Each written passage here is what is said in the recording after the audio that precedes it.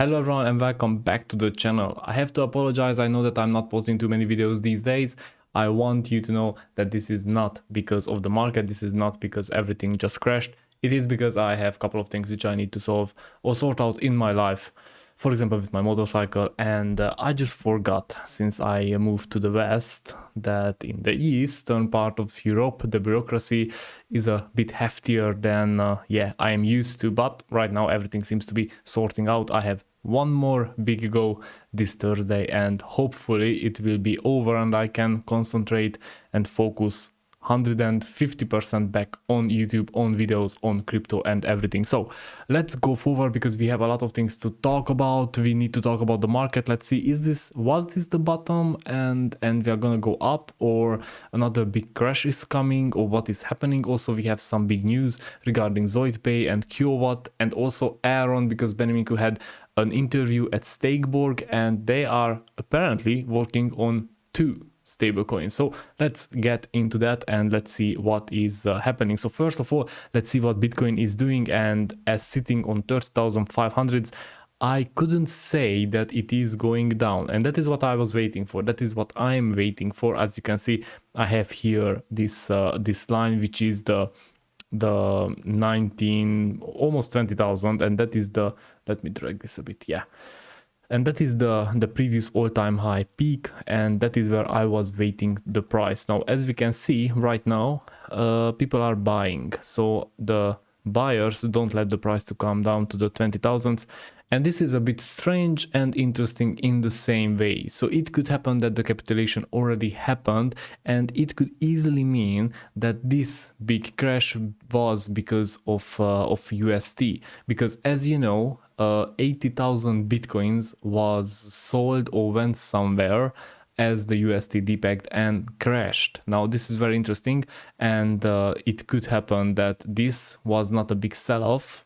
This was just something which Luna caused, or the UST depeg caused, but I don't really want to blame him, and I wanted to make another statement here. Now everyone is blaming them for this big capitulation, that it didn't work out, that they put the whole crypto market at risk with the regulators, and now the Fed will jump on crypto, so on, and that is correct, and it is a tricky situation.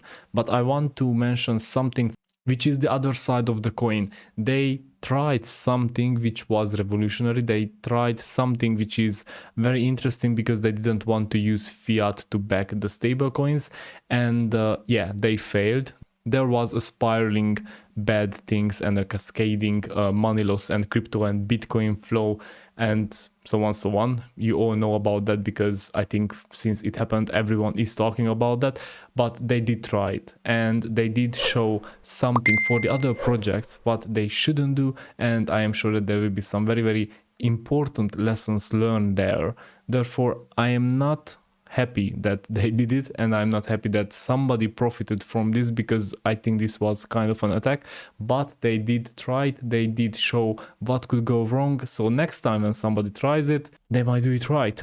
I hope Aaron doesn't try it right away, to be honest, but it might happen that there is something in the works, which we talk about at the end of this video. Ethereum is back at the 2000, almost 100. It is holding this price, and it is a very big support. As you can see here, we have a very, very strong buy order at this zone, so it needs some kind of a crash from Bitcoin to go lower. Now I don't know whether it is going to go up or down. Right now I'm pretty confused about the market. I was trying to think, so I was convinced that everything will go down and maybe bounce from the 20k or maybe from the 15k because of the recession, because of the war, which is still here, and people keep forgetting it, but it is still there, and the economy is not improving. However, we do have some bounces. We did have, and we have some bounce in the stock market as well, as you can see.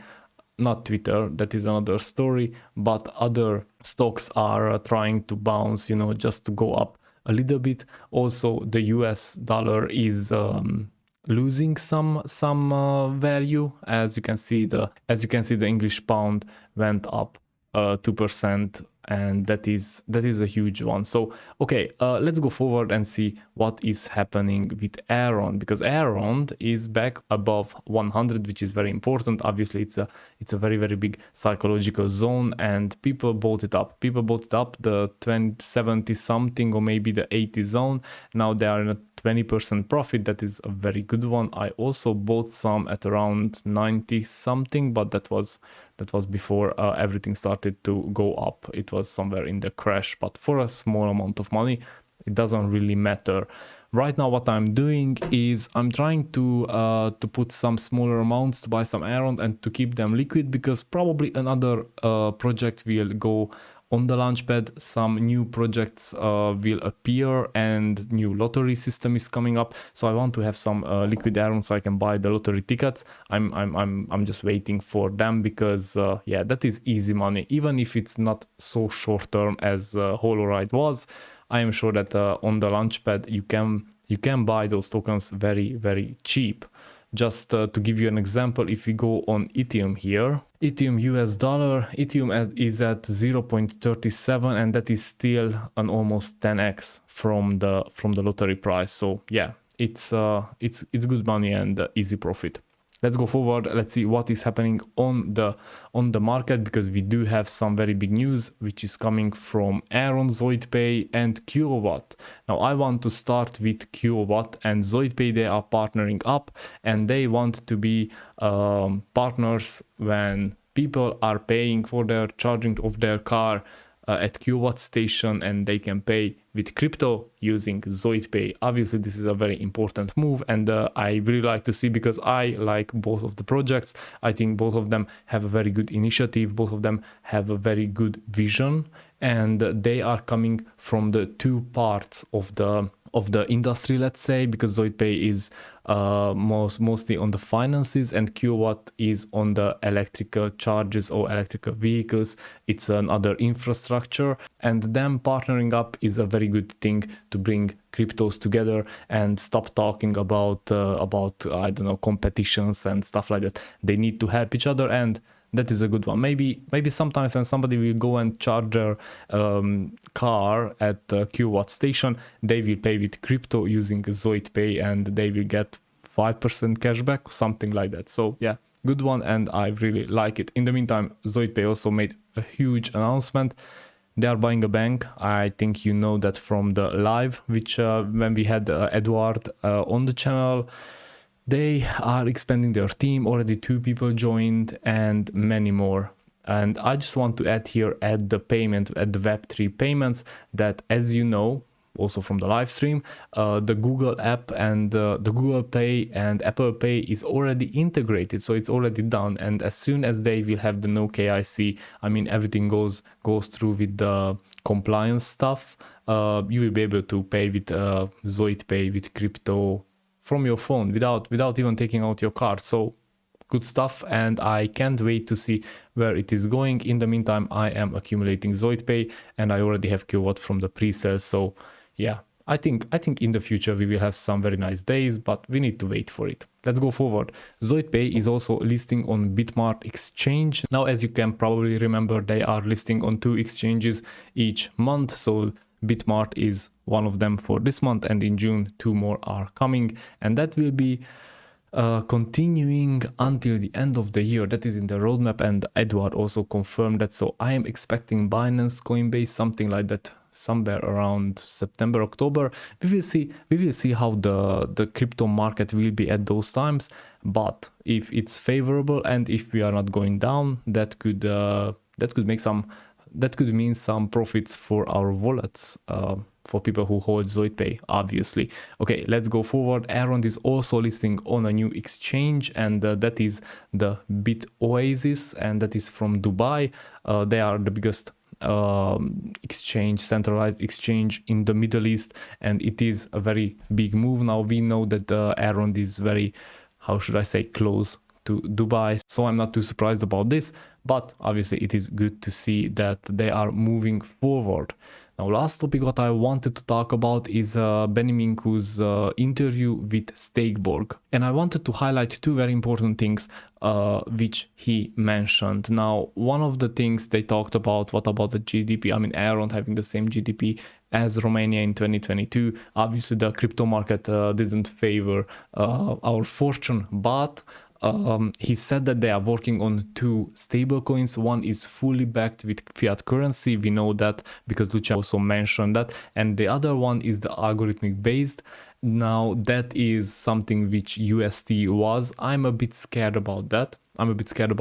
But I think that it is a good thing that they are not the pioneers, and that is a good thing for us and maybe for the project as well, because now they could see how it can be exploited and what went wrong. Also very important, by this going wrong, the cost of the mistake or of this spiral of the wrong actions was devastating for the project itself.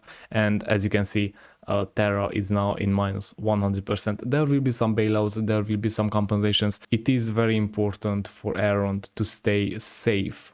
And I know that everyone wants the big gains, but big gains, those huge gains, are also coming with huge risks. And I am, for one, is satisfied with what we have.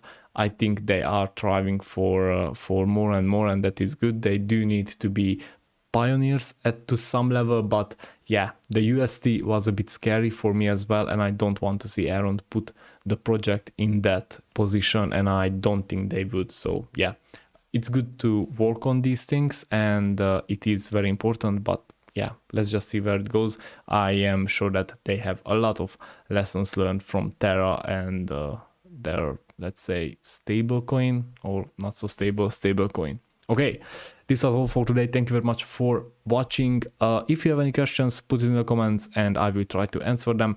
This week I'm also planning to have a live just to catch up. Let's see how everyone is doing. Maybe we will bring some very interesting concepts. And also I am working on that spreadsheet which I mentioned in my previous video, so we can start and accumulating if we go down, because most of the projects are at minus 90%.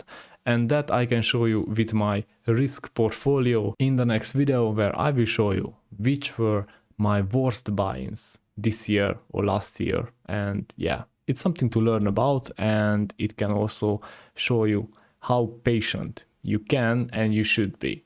Take care.